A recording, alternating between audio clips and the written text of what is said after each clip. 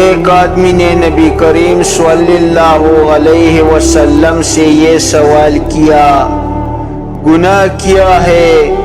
آپ صلی اللہ علیہ وسلم نے فرمایا، جب کوئی چیز تیرے دل میں کٹکھٹانے لگے تو اسے چھوڑ دے۔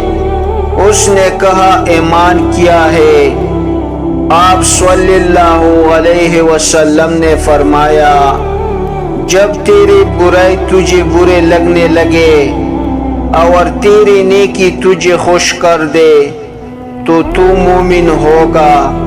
اللہ تعالیٰ اس کی عمر میں برکت فرمائے جو یہ بات دوسروں تک پہنچائے۔ آمین یا رب العالمین۔